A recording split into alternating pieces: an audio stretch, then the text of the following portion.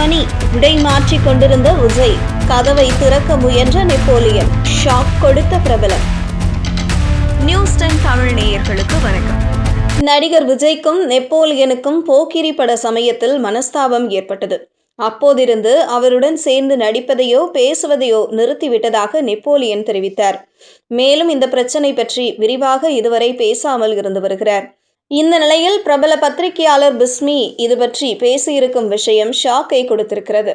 கோலிவுட்டின் senior நடிகரான Napoleon இப்போது சினிமாவிலிருந்து ஒதுங்கி அமெரிக்காவில் வசித்து வருகிறார்.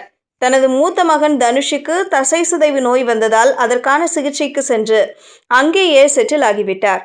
கடந்த சில காலமாகவே அங்கே வசித்து வரும் அவர் தனுஷுக்கு கடந்த வருடம்தான் திருமணம் செய்து வைத்தார்.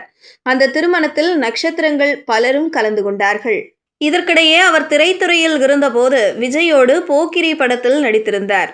போக்கிரி படத்தில் அவர் விஜயுடன் நடித்த போது அவருக்கு மனஸ்தாபம் ஏற்பட்டது. அமெரிக்காவிலிருந்து வந்திருந்த தனது நண்பர்கள் விஜயை சந்திக்க ஆசைப்பட்டதாகவும் அதற்காக கேரவனுக்கு அழைத்து சென்ற போது விஜய் கேரவனுக்கு வெளியே வைத்து ஒரு மாதிரி பேசிவிட்டார் என சில பேட்டிகளில் அந்த பிரச்சனை குறித்து தெரிவித்திருந்தார்.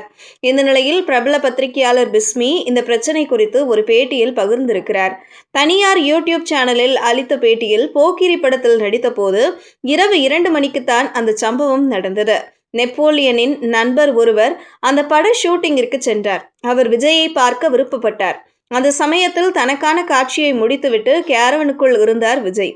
உதவியாளர்கள் வெளியே நின்று கொண்டிருந்தார்கள். நண்பரை அழைத்து கொண்டு விஜயின் கேரவனை திறக்க நெப்போலியன் முற்பட்டார்.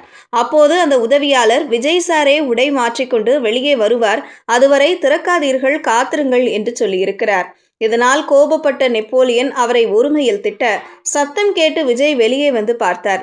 என்ன ஏதென்று விஜய் விசாரிக்க, உங்கள் உதவியாளர் என்னை உள்ளே விட மாட்டேன் என்கிறார் என சொல்லி இருக்கிறார்.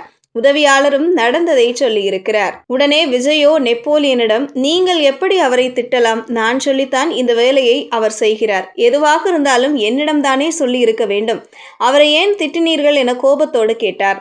இதனை அங்கே இருந்த அனைவரும் பார்த்திருக்கிறார்கள். இத்தனை பேர் முன்பு விஜய் இப்படி பேசிவிட்டாரே என நினைத்த நெப்போலியன் அப்போதிருந்து அவருடன் நடிப்பதை நிறுத்திவிட்டார் என்றார்.